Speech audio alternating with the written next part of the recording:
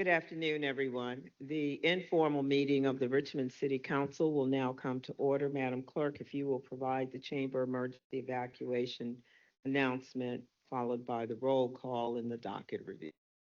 Upon activation of the emergency alarm signal, all persons should immediately exit the building.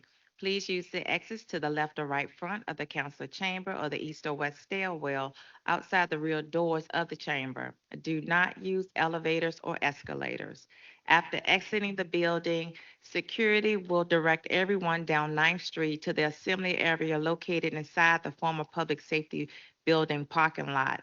Able persons should assist visually and hearing impaired visitors with exiting the building. And Madam President, for the record, all members are in attendance this evening with the exception of Councilor Lynch and Councilor Abelbacher. You do have a quorum. Thank you, Madam Clerk. Let's proceed with the docket. Starting with the consent agenda, item number one, ordinance 2025-259. This paper was amended at the February 9th council meeting. It's currently being retained on this evening's consent agenda. Item two, ordinance 2025-270. Planning Commission recommended approval with an amendment. So this item is scheduled to be amended later this evening and then continue to the Tuesday, March 10th council meeting. Item three, ordinance 2025-276. Education and Human Services Standing Committee recommended approval with an amendment. And just to note that this is a change from your printed docket. This paper will not be amended this evening. It will only be continued to the Tuesday, March 10th council meeting. Item four, ordinance 2026-003. This paper is to be continued to the Tuesday, March 10th council meeting per a request. Item five, ordinance 2026-019. Planning Commission recommended approval with an amendment, and this paper is scheduled to be amended later this evening and then continue to the Tuesday, March 10th council meeting. Items six and seven, ordinance 2026-024 and 2026-026. Both papers were amended at the February 9th council meeting. Both papers are being continued on this evening's consent agenda. Items 8 through 10, ordinance 2026-034, 035, and 036. Committee referral was waived on all three items. All will be retained on this evening's consent agenda. Items 11 and 12, ordinance 2026-037 and 2026-038. Education and Human Services Standing Committee recommended approval. Items 13 and 14, ordinance 2026-039 and ordinance 2026-040. Land Use, Housing, and Transportation Standing Committee recommended approval.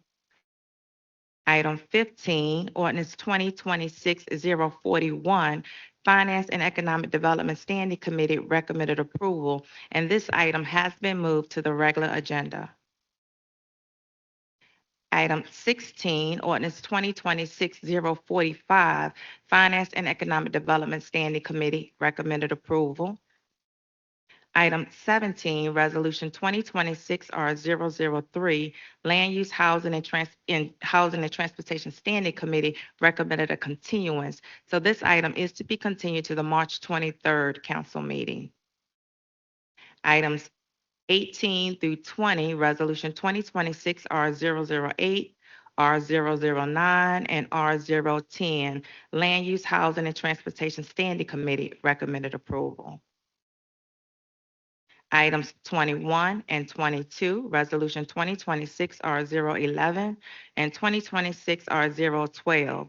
Finance and Economic Development Standing Committee recommended approval. On the regular agenda, item 23, ordinance 2025-215. This paper is being continued to the March 23rd council meeting per a request. And lastly, item 24, ordinance 2025-231. This paper is being continued to the March 10th council meeting per a request. And Madam President, those are all the items on this evening's docket. Thank you, Madam Clerk. Let's proceed to the items for discussion. The item for discussion is city response to the January 2026 winter weather events. CAO Donald.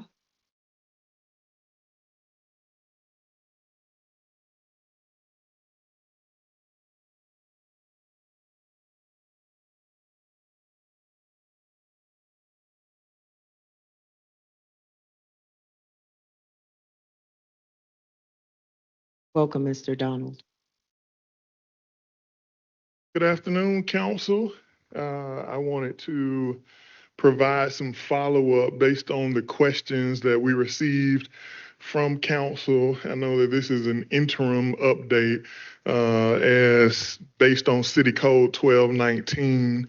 We'll be reporting on the expenditures and the details made during the emergency at that time, for which we'll have a very detailed and robust report, not only about our overall expenditures,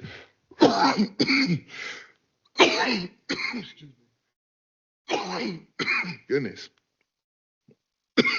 wow, not only about our detailed expenditures, but also just our overall effort, everything from warming centers to our efforts of DPW. When we declare the emergency, you name it, we'll have a very public and robust after action report, which I don't believe we've had the pleasure of submitting to council before. So this will be a new endeavor for us, one for which I think you'll be pleased in. With that, if you don't mind, Madam Chair, I would like to just go into the details so that I can answer as many of those questions as possible and then take any additional ones that you have. Thank you, Mr. Donald. That would be great in terms of process. All right. Winter Storm Fern storm lasted January, we'll say 23rd through the 26th, with some of the pre-activities taking place was what I would say is the start of the storm. We made a declaration of emergency on January the 24th. Ended on January the 28th is when we ended that storm. I want to make sure I kind of give a little bit of detail there. Remember that we are one of the few organizations that has collective bargaining in place. So some of the decisions that we make on when we declare an emergency, as well as when we lift the emergency, has a fiscal impact on the city. And so we always want to make sure that as we make our decisions and we notify our teams, that we're taking all of those things into account. And while collective bargaining is fairly new to the region, and we've kind of stayed consistent with the things that have been put in place previously, as we go through the grievance process and arbitration and all of those things, we're learning and we'll continuously make adjustments as we go. But I think we have given some of our best effort to make sure we're informing and educating our partners on the labor side to ensure we're in alignment there. So that was Winter Storm Fern, which was one of the, it was the most brutal of the two, although they were back-to-back storms. Winter Storm Gianna, which was the second storm, where the notification period was from January 31st to February the 1st. The declaration was on January the 31st, and we ended it on February the 2nd. The emergency declarations were affirmed by the council on February the 9th, and they were rescinded in the same meeting, which I know that all of you are aware of, just including that for the edification of our public. Again, City Code Section 1219, reporting on expenditures made during emergencies, governs our activities. And within 30 days after an emergency has ended, the Chief Administrative Officer shall submit to the City Council a written report detailing the full fiscal and budgetary impact of the emergency, for which we are preparing to do. And with the declaration ending on February the 2nd, and there only being 28 days in February, we're looking at March 2nd so that we are in compliance with City Code. And again, we'll have a very robust document that will show not only our fiscal impact, but also give you some context of that impact as well. It would put you in the mind of what you received when we gave a proactive report for the government shutdown, for example. And so we'll have something similar that we provide to the council and the public that is similar in format to that. Also wanted to just proactively answer some of the questions that we can answer today. One is around just the breadth and scope around the DPW activities that have been asked. 2,500 lane miles. Again, I know some of this the council is very aware of, so I'll just be repeating this also for the edification of our public. 2,500 lane miles, about 147 neighborhoods citywide. About 80% of those, about 2,010 lane miles, were treated as of Monday, February 2nd of 2026. Due to some of the, various hills and challenges, some of those areas were not fully, they did not get second and third treatments across the entire city. Again, I think, and I know President Newbill, I know you're very aware of this because you were on, I think, every one of our calls related to standing up the multi-agency center, as well as the emergency operations center, as well as Mr. Warren as well. But just highlighting that some of the decisions that were made by our partners as well, we shifted on how we deliver services, making sure that we use that over 4,000 tons of salt and over 3,000 tons of sand to be able to service and make sure our schools, the John Marshall Courthouse, and some of those other areas got treatment as well. I think the total cost of materials was a little bit more than $550,000 in just acquiring those materials alone. And then we utilized a little under 100 pieces of equipment. 75 total pieces of equipment were considered utilized, but of course we had some duplication in some of those numbers that would lift it up a little bit between the two storms. High level, that's my report out for today, but we'll take any questions that the council has, noting that we are still in the compilation period of our data as based on the city code, for which in your wisdom you put in place. We have 30 days, which would expire on March 2nd, to be able to give full answers to in response. With that, Madam President, that ends my report. Thank you, Mr. Donald. Members, are there questions for Mr. Donald at this time?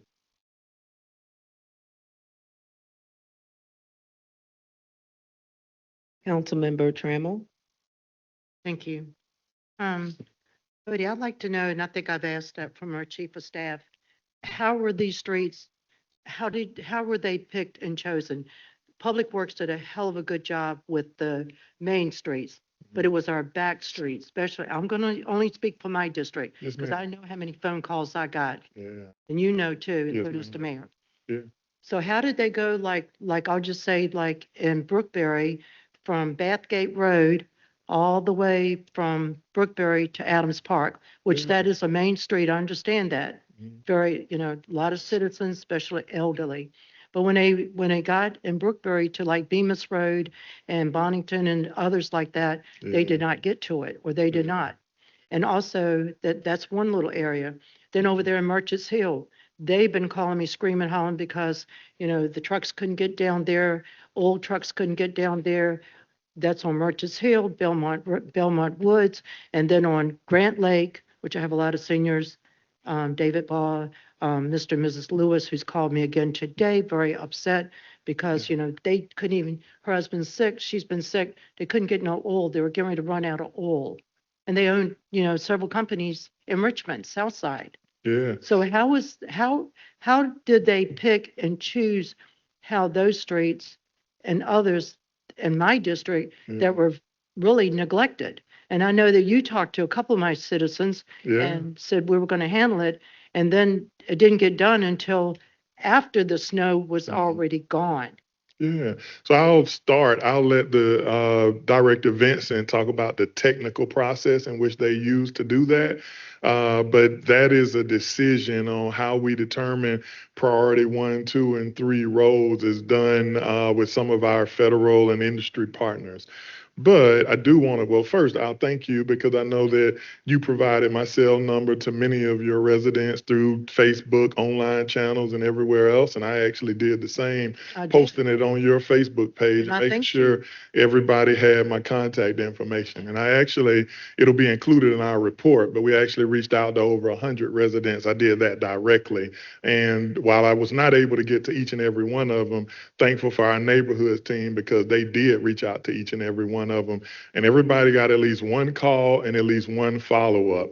From me, they got at least one call. But as you know, I was spending the night and doing all of those things just like the rest of our partners and team. And so I'll be quick before I hand it over to Director Vincent to highlight 2 things. The first thing is that this storm was very unique. This is the first time I've been in a situation like this, even during my time in DC, where we were hoping for snow and got ice. And ice just made things extraordinarily difficult. One of the groups that I had a chance to talk to was the team at Forest Hills, because there's not a piece of equipment that allows us to actually, and we couldn't purchase a piece of equipment or even rent it or have one of our contractors be able to go up there doing the ice. Although they did receive treatment in advance, if it was snow, we would have been in a much better situation. And we'll be able to give all of you council members, as well as the public, details on the difference between the two so that people understand how those decisions were made. But I think one piece is just the limitations that were provided due to ice mixed with those extremely cold weather, that did not reduce the impact despite us treating it. That's one. I think the second piece, though, that I think we did a really strong job on is just enhancing customer service. And folks are not used to getting a personal telephone call from the mayor, the CAO, and others to let them know what happened. And that's not completely good enough because people want their streets cleared and clean. But there's also the reality of you have to hit those priority streets and those main thoroughfares for the use of public safety, whether it's folks being able to get a fire truck to a neighborhood or a police car to be able to respond and those other things. And not to throw any real shade to our partners in other communities, you don't have the pictures of overturned fire trucks and things of that nature in Richmond like you saw in some of our neighboring localities. That is because of the work that Mr. Vincent and his team did to clear those thoroughfares, but also not put our equipment in danger in other places, which was a financial decision. To answer your question about how we pick those the priority 1s, 2s, and 3s, I'm going to turn it over to Mr. Vincent to give you that technical answer. Is that okay? Yeah, and then I have a couple things to say to you after I talk to Bobby. Yes, ma'am. Well, if you would like. No. Let me hear what Bobby has to say, because you brought up something about, I appreciate you calling my people back because I was taking our calls up until 2 a.m. in the morning. That's Yeah. your job. That's your job to return the calls if they call you and they don't fully understand, or you tell somebody we're going to come in your neighborhood that you did not send them in your neighborhood. And you know who I'm talking about. Oh, plenty of people, but I think All right, all right, I'll just tell you, Belmont Woods, Mrs. King. I'm very clear. I'm sorry, what? I said I'm very clear. And so let Okay. me be extra clear. So very thankful that she called and I called her back. Yes, you What did. my job is to give the best customer service that these folks have received. She didn't get that. Can I finish, Yeah, Councilmember? go ahead. Okay. So what she got was a direct call from me. What she also got was 3 or 4 text messages. If you like me to read them, I can I do got so. them. I got them. There you go. Well, some Yeah, I of got you 'em. don't, because I actually sent And I'm the them to her council directly. person, and I took about 50 of In her addition calls. to that, what I cannot do is commit to go out there with a shovel and shovel it myself when I can't even get there. But there's a reason why we couldn't. Excuse me. Can you repeat what you just said? What I Excuse me. cannot commit to do is Uh-huh. to go out to her individual home with a shovel and clear it when we can't get there. For me, I have no problem. I went to the shelters. Not sure of if everybody who works here did, but I did. Went to all of the shelters, went to all of the warming centers, showed up at people's houses, took telephone calls, continue to this day to give people updates. And right now, what I'm also doing is making sure that the council and all of our partners, including the public, have as much information as possible. Now, I'll admit, we're not perfect. We didn't do everything perfectly. But what we did do is respond to every person and give them the best updates that we had. And we'll continue to do that. And if there's a need for us to do better and improve, I'm also committing to you and all of the council that we'll continue to do that. Thank you, Mr. Donald. You had Mr. Vince. Mr. Welcome, sir. Good afternoon, everyone. Bobby Vincent, Director of Public Works. Got to lower the mic down a little bit here.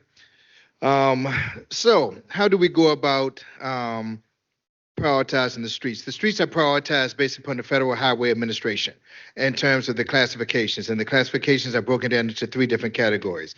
You have first priority streets, which are our major arterials. We have about 700 miles of major arterials. That makes up about 28% of our network. That's what we start treating first. We pre-treat those areas, and each one of those primary routes more than likely get treated at least 4 or 5 times in order to make certain that our major arterials are clear for emergency responders, as well as in order to keep the economic vitality of our city going.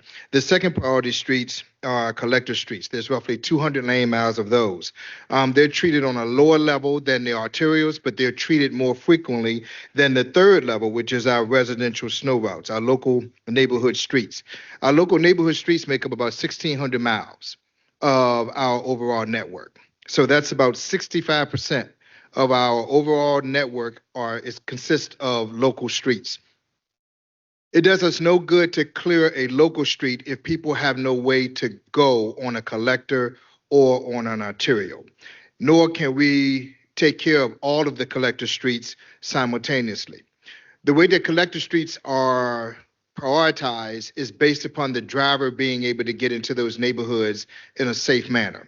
Why? Because unfortunately, during times of emergencies, we have to make decisions such as, do we take care of these 40 people or do we take care of these 400? Do we take care of these 400 or do we take care of these 4,000? It is not based upon council district. It's not based upon socioeconomic conditions. It's certainly not based upon race. It's based upon where our driver can get into a neighborhood. Now, one thing that I would like to say is that in prior years, we have had problems. I've been around here a long time. We have had problems getting into neighborhoods, primarily because of either a combination of equipment and or chemicals. That was not the case with this particular storm. Many neighborhoods, we were able to pre-treat in some neighborhoods, not all neighborhoods, but many of our neighborhoods, we were able to do some type of pre-treatment. How do we know that that existed?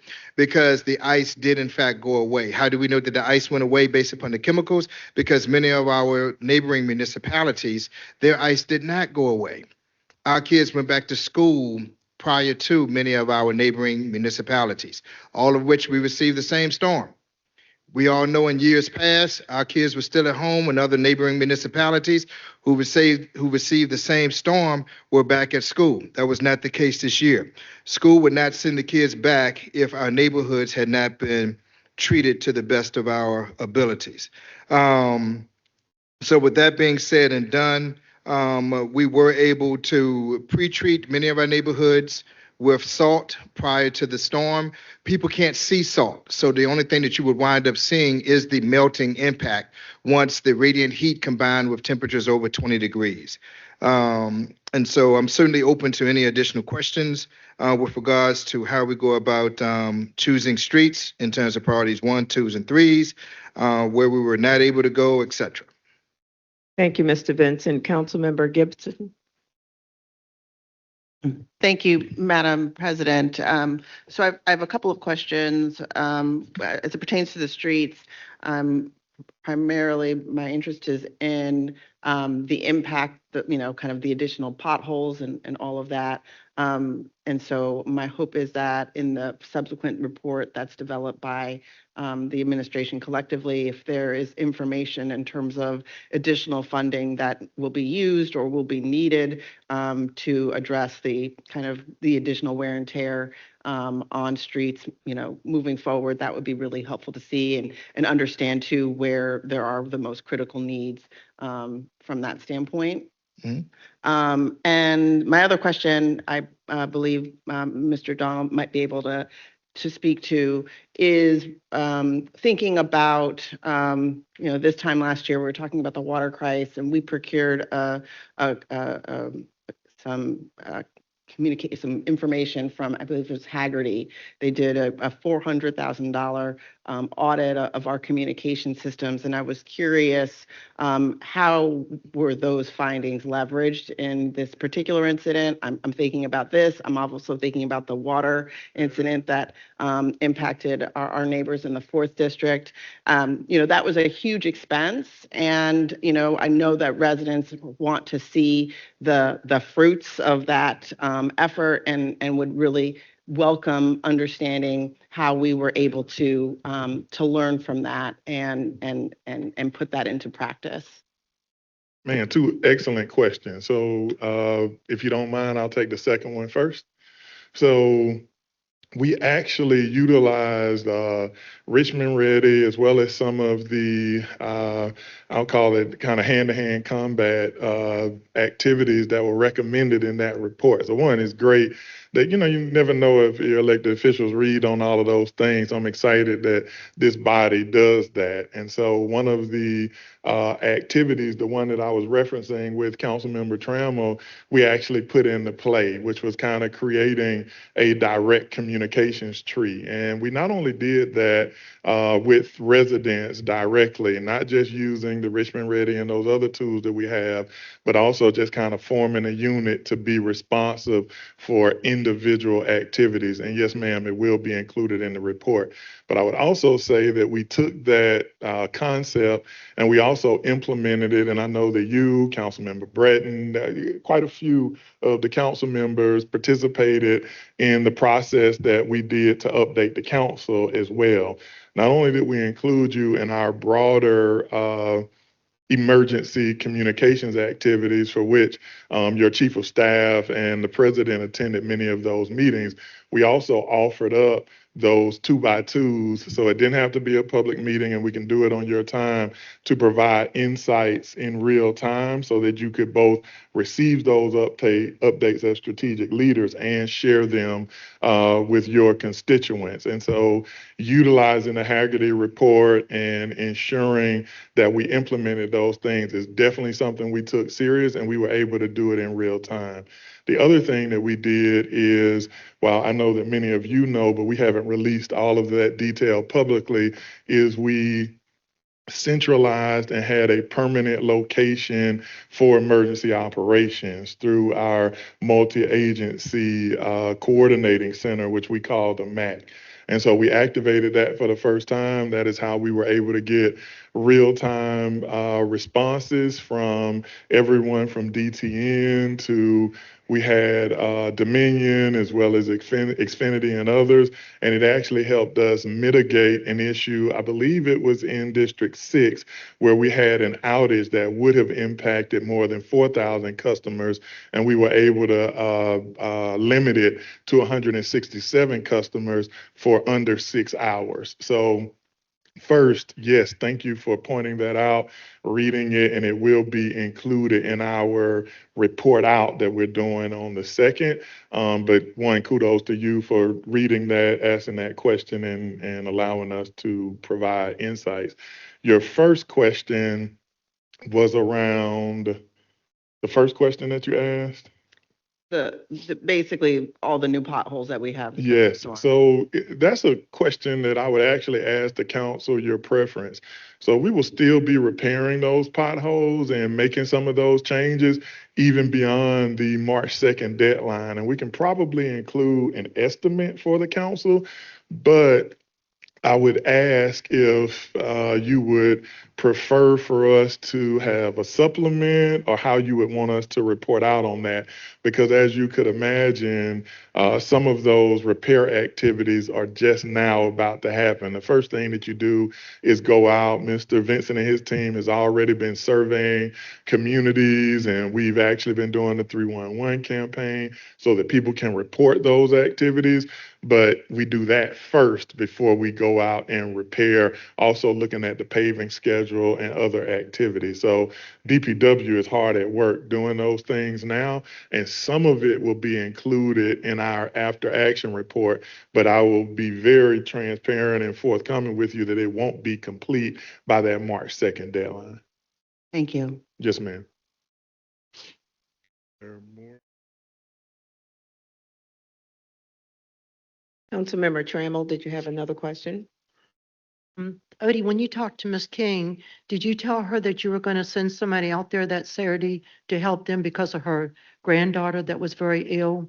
Did you tell her that you were going to send somebody out there to help her with those streets in So, Belmont Woods? I'm not sure which one is Miss King, because I talked to, you gave my number to over 200 people. So I don't remember which one it is, but what I do know is for each one of them made a very strong commitment, which we kept, is that as soon as we can get out to those streets, we would. And I also, and I don't know, there are 2 or 3 people that I talked to. One of them was a gentleman, so I know that's not Miss King, but made it clear to him that we would follow up with him and give him an update. And that's when we actually enacted Ms. Vincent and her team so that they can do follow-up. So, and I would tell you, because I think you're asking me, and listen, we'll go for a gotcha. If I told her that we would send somebody out there, but we were unable to because of equipment, they received that notice when they got those personal telephone calls. Thank you. Excuse me. I'm the Yeah, one that no- got, I don't know how many calls you got in your district, but I got lots of calls. so did So I. no moment. So did I. If you continue the Odie, let me question. just say this. My district is a lot of seniors, and I think you know that. Absolutely. Yes, And, ma'am. you know, I care about them when they were calling me, crying Yeah. on the phone. And I know some cried to you and to the mayor Yes, ma'am. because, you know, they couldn't get no old trucks down there. Yeah. Somebody in my district, ended up in the 5th district. They had to get a sleigh, the firefighters did, to pull him up the road Wow. so that he could get to the hospital because he fell and broke his hip. I Yeah. don't know how many more. There was quite a few in my district that fell and hurt themselves that ended up in the hospital, that are still in the hospital. Yeah. I just think that, you know, and then also when the mayor had his press conference, it looked like I guess the equipment behind there, it didn't have any sand. And I was told that morning that there was no more sand to put down. Now, I don't know because I was not at the press conference, and Bobby's coming up here, so I can Oh, ask okay. Bobby. Yeah. Because Well, people were saying so there was no more sand. There was plenty of salt, but no sand. Mhm. So how do we go from here to make sure, like I said, the main streets, they were clear. People were telling me they were, you know, couldn't have done a better job. But it was the side streets that the seniors or citizens could not get out to get there, to even get on the main roads. And they said, okay, you got that. But what do we do when we can't even get out of our house? Yeah. So Or get one, out into the car because it was 3 inches of ice. yeah. So one, I do want to again acknowledge both you and the rest of the council that all of you took a variety of calls. And listen, can't go without saying your heart for service for your residents, especially those seniors. I've had an opportunity to meet them at your council town halls, as well as answering the calls for all of those folks that, you know, had my number and you provided it. And I made sure to also post it publicly, and we'll continue to do that. We're not running or ducking anybody. We want to provide the best service possible. But I also do want to highlight that this was a very unique and difficult storm. And I will also say, I'm not sure, we're still evaluating. I'm not sure we got it 100% right. I'll definitely tell you there were some things that I was very encouraged and that we improved upon previously. And so we have to build on that. And very, very, very, I won't say disappointed, because I am pleased with the service that our staff gave. But for every one of those residents who was stuck in their homes for a little while, I'm disappointed in that. But I also say what I'm excited about is 1 year ago, when those same residents were stuck at home because of winter weather, when they turned the faucets on, no water came out. And while we haven't mentioned that, that stuff was flowing this time. And that is something for us to be happy about. And it shows that we did something correct. It's not perfect, but we still have to build on it. Now, I'll tell you, our press conference was partially, and I'm glad that you saw that and others, to show that we used a lot of materials. Now, there's one thing, and I'll let Director Vincent highlight this a little bit more. But what we also saw is we ordered a lot of materials in advance. We also got some materials delayed. Now, we had already treated all of the streets. We'd also did second, third, and fourth runs at it. And so we had enough materials, equipment, and all of those things. But we also have a best practice that we learned that we're going to show in our report, which is due on March the 2nd. You'll receive it at that time. But on March the 2nd, what you'll see, if we've added in proactive ordering of even additional materials, because we got hit with 2 storms back to back. The first storm, whew, it was extraordinarily tough. Luckily, the second one was the day of the press conference that you're talking about. And I know Councilmember Jordan got to attend and see the entire campus. Well, we had materials and all of those things, but we were also deploying them because that's the first time that the weather broke for us. With that, if I answered a portion of your question, I'll allow Director Vincent to Okay. bring us home. After Bobby, I have one other question. Well, Just I'll take somebody- it now. I'm sorry. Okay. I didn't all know right, that. All I right, didn't the know that. citizens are asking me, because it was on the news, on Channel 12 News, that Mhm. 300 people were cited for not cleaning their sidewalks.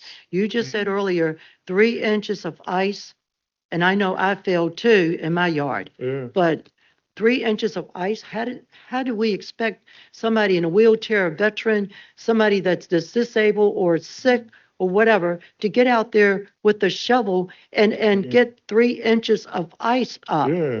You Well- could not do it, and plus you couldn't find no sand, no salt at Lowe's or Home Depot. That's right. Because people, the guy that did mine, he was calling because he had about 10 other people to do, and he said, Ms. Trammell, I can't find it anywhere. They don't have it anymore at these stores. So how are we Mhm. expecting them, even if they had a contractor to come out there, he couldn't do it. He couldn't do the Couldn't job. get there. He, That's right. he couldn't get there, and not only that, he didn't have the materials because they were gone. So why would we send, Well, or why would let Channel me 12? answer you. Go ahead. Let me Go ahead. answer you because I know you asked that question. I got the crux of it.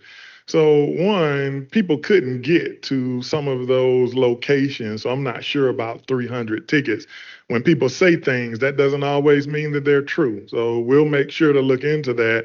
But what I do know is that we got some ask internally, and our guidance was, for homes and things of that nature, we're going to hold off on implementing those things. And it was really because of the safety of our staff. And so I'd be very interested to see when the tickets come in and folks have to, adjudicate those things, what that looks like. So you're bringing this to me now, so I don't have a complete answer for you, but it would be a little surprising if there were 300 people in that situation. But we will look into it. You have my commitment to that, and so does the council. And so what I will work to do is include that in the after action report and see how we might be able to resolve that if that's the case. Now, again, I can't validate that right now because it is at this point hearsay, but I'm pretty clear that it would be very difficult for us to give tickets when we were not deploying those staff members.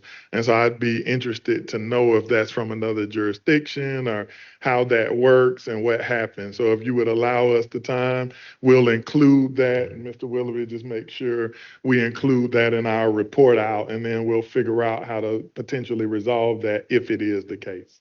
Thank you, Mr. Donald. So I want to be clear that as we receive calls or indication from residents relative to tickets, warnings, or otherwise, we should direct that directly to you or to whom? I see where the confusion is. There are no citations. You're talking about notice of violations, which are essentially warnings. Two different things. No penalty. A notice of violation does not require you to pay a fine or a fee. It's not a ticket. It is just letting you know that it is required for you to be able to resolve this issue. I think I misunderstood. So that wouldn't be a ticket. And I could imagine, because I know same thing down south with my mother. She received something because I'm not there to clean off her sidewalk, but she didn't get a ticket. She got a NOV, notice of violation. That's not a ticket. If somebody received a ticket, we should probably look very closely at that. But I believe they're notices of violations. That's just a warning and the notice of people being required to clear that off. But we will look into that. And again, you have the commitment by March 2nd to figure out what the details are. Yeah, because it was Thank- shared on my Facebook page because Channel 12 did the story. Yeah. That's when everybody started calling me saying, who got these tickets? I hope they were not in the 8th district. I hope that they were not veterans and all of that. And I put it out there Yeah. too, but I never, Yeah. like I And said, and that's what I'm saying. That's still hearsay. I think people could look at it and see a ticket, or we won't even call it a ticket. We'll call it, they'll see a notice. They'll see a notice of violation, but that same person may not say, oh, this doesn't have a monetary penalty. This is a notice that I am supposed to do a thing. What the city has also done is made sure, in giving that notice of violation, yes, you're supposed to do this, but we're not penalizing you at this time. Two different Okay. things, and I think you would want us to not do. I don't think the council would want us to not do anything. But to show that heart of, hey, we know you're supposed to be doing this. We're not penalizing you right now, but be on your P's and Q's, because in a few days when this comes back to normalcy, we are expecting you to maintain and be within the rules, the regulation, and the laws that you put in place. Is something that I believe you want us to enforce. Mr. Jody, Donald, thank you again. So when an individual has a notice of violation and they want additional information, Yeah. to whom do we direct them? Yeah, I believe there's a number on the NOV, right? And let me And you refer. can provide, that information so that Yeah. all members can get that out as, Absolutely. Residents receive such notices of violations and or tickets I'll do either. that this evening. I'll Okay. do that this evening. You got a commitment that I'll send you a note on that. But I Okay. believe Mr. Vincent, who's kind of leading all of these activities, will have even greater detail for you. But if there's a need, once he finishes, then what I will commit to is this evening, I'll send something out to the council that gives you a direct line for if people have questions. Although 311 is also a great place, we'll find an additional place over That and would be above that. helpful. Yes, ma'am. Okay. Mr. Vincent, did you have something? And then we have another question as well. Yes. Good afternoon, Council. Bobby Vincent, Director of Public Works. One of the concerns that we did have once we entered into another phase of this particular winter storm was several businesses and apartment complexes that were not clearing their sidewalks that was in the public right of way. And so it is the law for people to wind up doing their due diligence to clear sidewalks for pedestrians. So we did our due diligence in terms of going out and letting some people know. So we did have some people that was mailed some NOVs, and we also had some people that had notices of violations that was just placed on their property. I'm certain that as a part of that NOV is who to contact for questions. If not, we'll make certain that that is a part of it in the future. But that should be a part of the NOV itself, who to contact and who the inspector was. I understand, but we will receive something with information that we can give because Yes, ma'am. residents still may, as they call us, will ask for the information. They may be anxious, any number of things, so we want to have that as well. Yes, ma'am. Councilman Breton? And I think Ms. Trammell thank had you, one more. Bobby. Yeah, about with regards to the sand.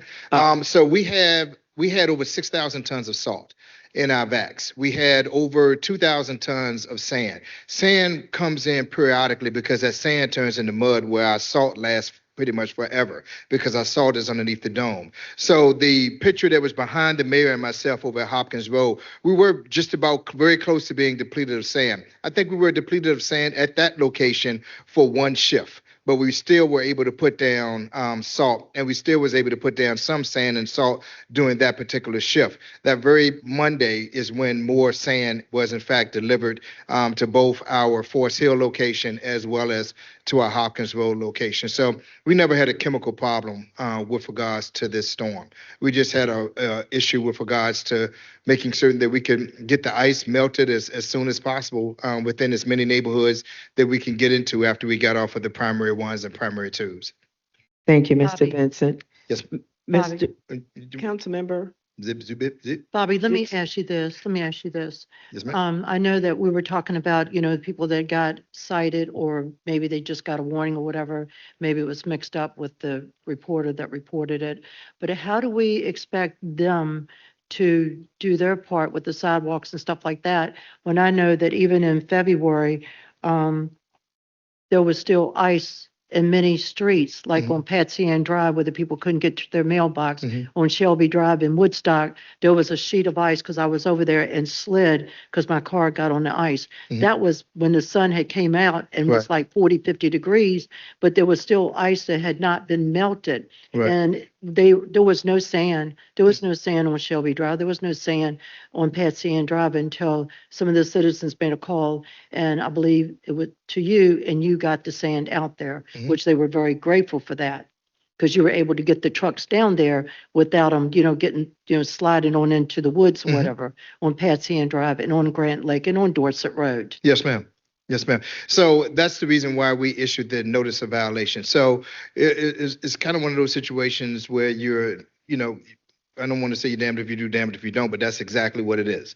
So it is in fact a law that that it's located within code for people to remove snow and or ice from their sidewalk that's in the public right of way. So in order to make certain that we did our best to adhere to that code is when we wound up sending out our inspectors in order to issue people with notices of violation and not necessarily citations. So we warn people to let people know, hey, look, you need to go out here and you need to do your due diligence to try to remove this ice and or snow from the public right of way. So my hope is that in the next event, that people will be a little bit more proactive in putting down salt along their sidewalks, not only in the public right of way, but also back up on their private property, which will help them. And we even encourage people to take care of their neighbors in the same light if they can't take care of them themselves. Because we, Public Works in the city of Richmond, we can't go up on private property. Even if we want to be able to help an elderly person or someone of that nature, because our responsibility is larger than anybody can possibly fathom. My heart went out to Belmont Woods, but in the process of maybe not being able to take care of Belmont Woods, Broadwalk was clear. Hay Road was clear, Hall Street, Midlothian, all of our major thoroughfares and our collectors, as well as many of our neighborhoods, were clear. And so will we be able to get to those neighborhoods next time? Can't make that promise either, unfortunately. The only thing that can wind up hitting everything and being 100% is the man upstairs. And he was able to do that with that ice and that snow. He hit every street. And so Bobby Vince's job is to try to do his best to combat that. And I think 80% within by February 2nd was much better than what we've done in the past. And if we could have done anything better, I don't think that it would have been right for us to spend the amount of money to try to be better and still would have come up short because it's Mother Nature. And so when you look at what New York City is going through right now, I've never heard of New York City being closed. They closed the city. They said for people not to come out. And when we look at our streets and the tail sign was our kids were able to go back to school and people were able to drive down Broad Street and all of our major arterials. And so with that being said and done, I want to thank the administration for helping us with regards to making certain that we were funded and had the equipment to be able to do what we did. And now we're in the process of making certain repairs and ordering more sand and salt in the event that something else hits us in the beginning of March. Thank you. thank you. Councilmember Breton? Aye. Mr. Vincent, don't leave too quickly. All right. I spent a lot of time explaining to a lot of residents about how this storm was much more difficult to recover from, like ice instead of snow, days and days of being sub-freezing temperatures, making it difficult for sand, difficult for plows, difficult things. And I'm wondering, at what point did we understand how long it was going to take, and did we go out and try and come back and be like, oh man, like that was 10 times harder than we thought, we're in trouble? Or would we have known, oh, ice, sub-freezing temperatures, this is going to be 10 times harder? In order to do a number of things. One is manage our residents' expectations, right? Like if you live on a hill, you're not getting plowed for a whole week, and then trash won't come for 2 more weeks, right? Do we know that ahead of time or not, right? Think this is one of the areas, so we're going to have a section in our report, although it's not required, that just highlights some of the things, the lessons that we've learned. There was a statistic that I looked at, because you're right on point with this. So if we treat 700 miles of arterial roads, that's the equivalent of driving from Chicago to New Orleans. In addition to that, we've seen, especially what we're seeing in New York right now, where they ultimately had to shut down the city because of their response to weather, and, up north, that doesn't happen. But, no major city is really able to treat these secondary roads during a storm of this magnitude. And so the one area that I think there is some really strong areas for us to improve is that setting of expectations that you highlighted. Now, what you will also see from the report is that, and I don't have the dates in front of me, so I'm just using these as an example. On the 23rd, it's supposed to be 10 inches. On the 24th, it drops to 6. We get an update from our partners at Dominion, DTN, and others. And not only has the update changed, but it's going from snow to ice. And we don't know the timing because that changed. And so we treat it one way, which we got lucky because that's the appropriate way to pre-treat. I won't say lucky because I think our folks at DPW are just excellent and they did a good job. But beyond that, I think that second run is probably around the time, I would say at the close of the first event, when we got to the point where we were trying to open for schools and all of those things, that was probably the sweet spot to be able to say, okay, all of these, what they call priority 1s and 2s, which are kind of the main thoroughfares, which also had the benefit of the traffic and all of those other things. Even though we had a bear of a time on those priority 2s, that was a great opportunity for us to be able to elevate our communication and set expectations. I'll also say we were in the fight at that time, and it was not necessarily clear because the weather did us no favors. If we would have been up 2 degrees, that was the difference between us being able to resolve these issues a little bit quicker than the additional day and a half, 2 days. And so the combination of those factors was a challenge, but you are making an excellent point that evaluating when we are stuck with some of these conditions to be able to proactively communicate it might be more helpful. And that is one of the lessons learned from this storm. Thanks. Yes, sir. Thank you. Have another question, Mr. Donald. Councilmember Abubakar? Yes, ma'am.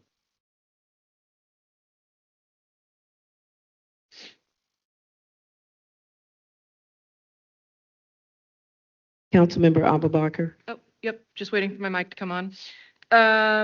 Apologies if I missed this, but I am wondering, I've had a few constituents reach out about just the street cleaning schedule after the fact with all of the salt and sand on the roads. Yeah. Again, sorry if you covered this earlier, but would love to hear what our plan is for that. And then I have 2 follow-up questions. Yeah, so I know we talked about it at a high level. We didn't get into the cleaning portion, but those activities are still ongoing. We had to ramp back up our trash pickup and some of those other activities. And so in lieu of doing it at multiple times, we are making sure that we provide the best service possible. But I didn't know if you wanted to talk about that in a more technical fashion. Yes. Good afternoon, everyone. Bobby Vincent, Director of Public Works. So with regards to street cleaning, in the neighborhoods where we can perform street cleaning that has curb and gutters, we're going to more than likely start that back up within the next couple of weeks. We were hoping for this week. We were able to get into some areas, but not all, not even a fraction. And the reason being is because it started raining again. And then we had to pull our people off because they started calling for snow again. And as you all know, when they start calling for snow here, they start off with a dusting of 2 inches. And then they go from 2 inches to 4 inches, and then we wind up getting nothing. So we have to prepare like we're going to get 6 inches of snow every time that they wind up putting that in the forecast. So right now, what our crews are doing is they're in the process of taking sand spreaders off, putting sand and salt back into the dome, taking off plows, and getting equipment ready for a potential pothole blitz within the next couple of weeks, unless we get another negative forecast. And so we do plan on doing street cleaning in those neighborhoods where we do have curb and gutter. The neighborhoods that don't have curb and gutter, that we don't traditionally do street cleaning in, is because we use the curb and gutter as a deflection tool.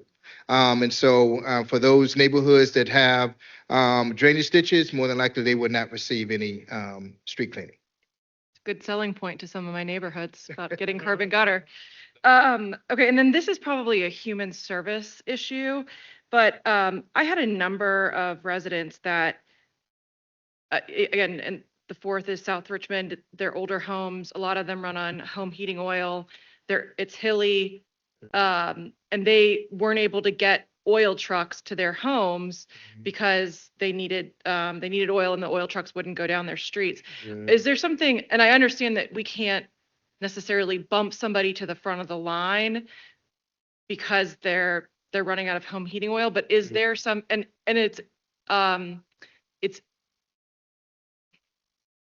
not empathetic to assume somebody, especially elderly people, are going to be able to leave their homes to go to a warming station. So is there a protocol for, okay, somebody is flagged for me, they're about a day out from losing heat. How do we create a way for them to get an oil tanker down their street? Yeah, so one of the things that we're looking at now, and I'll credit both DCAO Wiggins as well as Director Willoughby for this, is we're trying to create a new set of protocols that is specific to our community.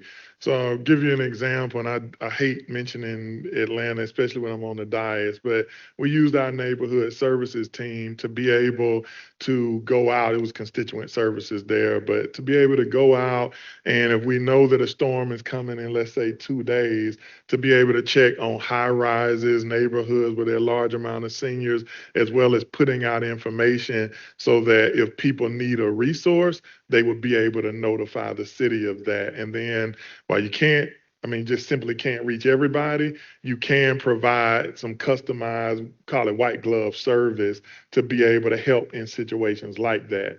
So now I'll also be honest, we have not had that here in Richmond before. And so our work is focused on making sure that we identify all the things that we learn and figure out how to provide it. Now, it hasn't been specific around oils, but it has been around transportation, around access to certain goods, supporting with deliveries, all types of things, and it's been focused specifically on seniors. But what we could use from our council members who are going to hear things that we just never will have an opportunity to, if you provide us a list, I've been kind of at the hip with Mr. Warren on a variety of things. We can take your suggestions and try to incorporate those into our responses to residents. That would be the way we would add it to our SOPs. Yeah, I don't think it was, because I don't think it was a communication issue. I mean, a lot of my residents knew. Yeah, they knew how to get help. They're coming to me. But I think it as you're building out protocols, having some sort of protocol for those critical human service emergencies, like somebody running out of home heating oil, and then or I know we've had a lot of people where they couldn't get their prescription medications because they couldn't leave their homes, and there was, the delivery trucks were getting stuck on the hill or getting stuck on. And again, I know these are very rare circumstances, but it did flag for me that that's something we need to start, protocoling. anything we can do to help is going to help our residents. So, Mr. Warren, if you could maybe survey the council for me, and when we have our check-ins, we'll try to figure out how to incorporate it, but that's not an issue. Thank you. Yep. Thank you. Councilmember Jones? Thank you, Madam President. I just had a quick question around the notice of violations. Was that something that came out because it was a snowstorm, or is that something, like, I'm not real used to hearing of notice of violations, specifically in a lot of neighborhoods and challenges that we may have, whether it's trash, grass, whatever.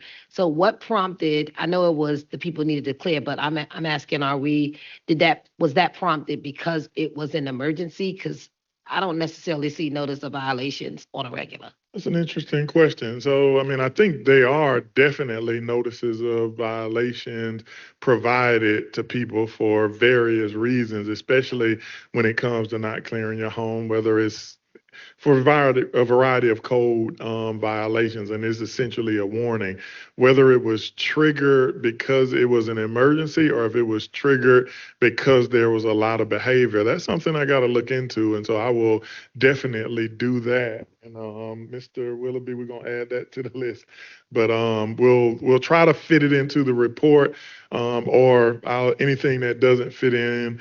We'll make sure to get a list and just send it around to the council, or if it's a single councilor issue, we'll send it to them. Yes, ma'am. Follow up really quick. Yes, And then ma'am. the other piece to that, because this was a snowstorm and people received notice of violations, did that come through emergency management, or did that come through the code enforcement office? Like, I'm just trying to get a. Well, we take got to on- see which one, because it could have been multiple areas. So it could be from DPW, it could Right. be from code, from planning. And so some of these I'm hearing, so I think your issue may be slightly different than that from Ms. Trammell. No, it was the But- ice. I'm saying it was the ice storm, because you mentioned that they No, gave it out. could be the ice storm, but it could be a different group of, let's call it, code enforcement professionals providing it. It could be the group that is under DPW versus the group that is in planning. That I wouldn't know off the cuff. And so there are two things that would be helpful. One, I'm going to just need some time to get with my stellar team and figure out, what it was. The second one, though, if a council member has an example of what those were, we can then, if you provide us a copy of it, we can look into it, go to the source, and see if there's actually a difference. So either of those, more than willing to do, and we'll commit to doing so. I would like to know where the notice of violations. That's what Yeah. that's what I'm saying. So it could be multiple. So I Oh, know. not department. I'm talking about across the city. Where were those? Like Ms. Trammell mentioned, I it was on the understand. If it's newspaper. District And 8 it was on the versus news. 9 Yeah. versus Where was 2 those notice versus of 2. violations? Yes, I would like to know that as Good well. question. We'll make sure to Okay. get that as well. So it is notice of violation, validating and verifying that they are warnings and not tickets. Number 2, maybe some type of breakdown of where they were issued. I got it. And then which department issued And it? then which department issued. Thank Makes sense. Yes, ma'am. Yep. And Vice real President. quick, you got, okay, all right. Vice President Jordan?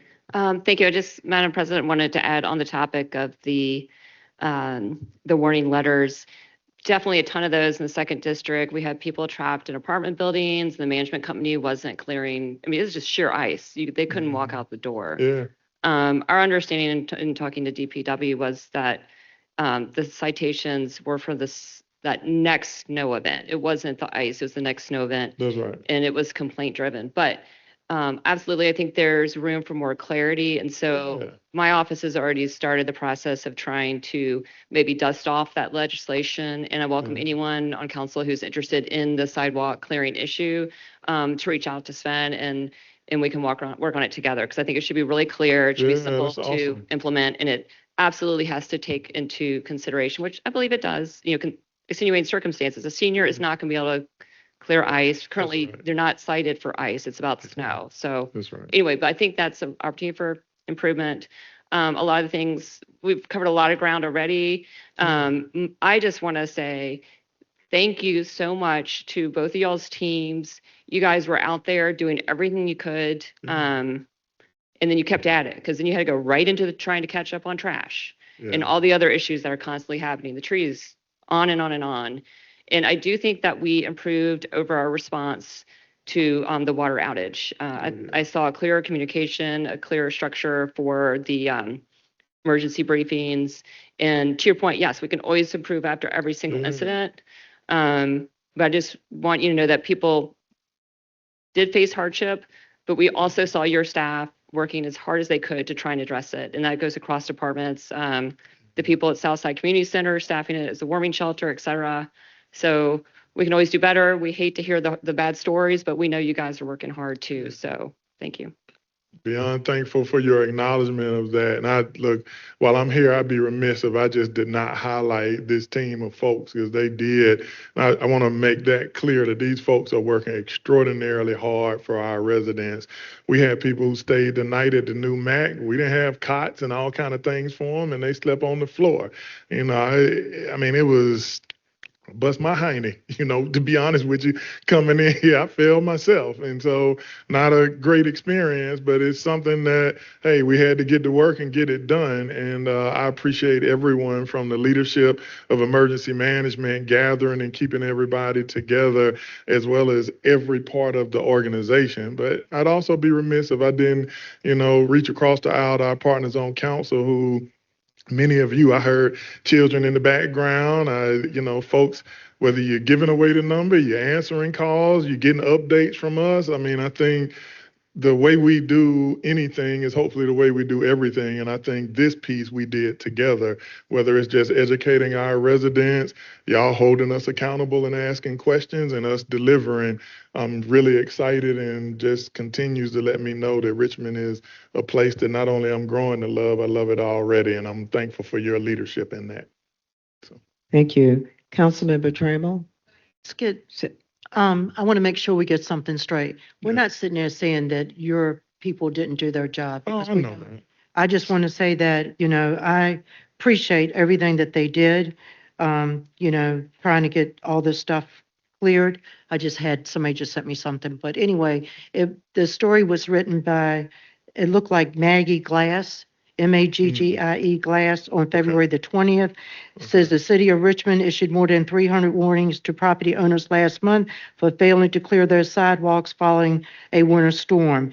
And they were 312 that was written on February the 6th, February the 7th. So I wanted to let you know I wasn't really making the appreciate story that. up. No, yeah, thank And you. also, And that clears it up. It was a warning. And so I think you hit the nail on the head, Councilor Jordan, that these were the warnings that went out before the next winter storm.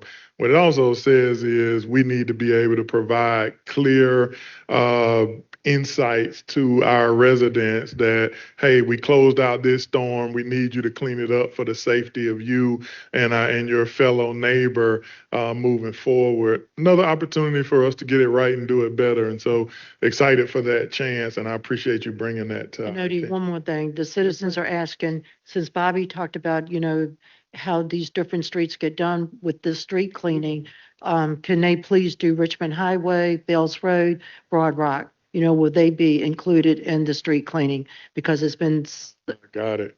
Maybe we should just put out a street cleaning schedule Thank and you. make sure we post that somewhere. That's something that I think we can do. And even if it takes an additional day before we decide on it, we figure out how to do that. So let me figure out how to do it before Mr. Vincent pulls me in the back and sucker punches me before I commit to something that they haven't done before. But we definitely want to be forthcoming, and I'll make sure that we figure out the best way to do that. So I hear you loud and clear. And look, we're in it together trying to make sure we deliver the best. So we'll figure out how to be as visible as possible on street cleaning.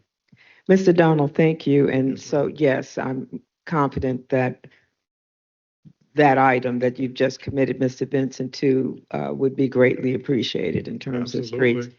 But We'll I keep want working. to just say that notwithstanding challenges, which we had, and we're still working through some things, there are lessons learned in this and some improvements and enhancements that we'll need to embrace. I have to say that the leadership during this EOC. So Mr. Willoughby over at the EOC, I don't Yeah. know how many of those meetings were morning, noon, afternoon, and then all of the staff who were a part of Yeah. that, and yourself. I was gonna say, Just- Mr. Donald gonna take some of that too now. Sir, I went right there. You I'm were, joking. you kicked it off, and Mr. Willoughby, and then all of the other departments who were there and Yes, present. ma'am. Ms. Popovich, I know, making sure we had the MVP. comedy. Yes, sir. Yes, sir. Many of those. And so I can't name them all, but folks were involved. And yes, do we have room for improvement? Yes. And you will bring us back those recommendations. Yes, ma'am. But I just want to say thank you ma'am. to all of you for that incredible efforts. I know folks stayed the night, and I try not to be out in the street too often, trying to see which streets, just like the rest of Yeah. folks. And you were responsive. Thank you. Thank you, all of you. And with that, Mr. Donald, we'll see a full report March Yes, ma'am. 2nd. Yes, ma'am. And then we'll have responses back to the other items that were raised as questions and shared Yes, ma'am. today. But really greatly appreciate the work. Thank you all. Yeah. Thank you all. With that, members, the agenda for the informal meeting is complete, and this meeting now stands adjourned. Thank you.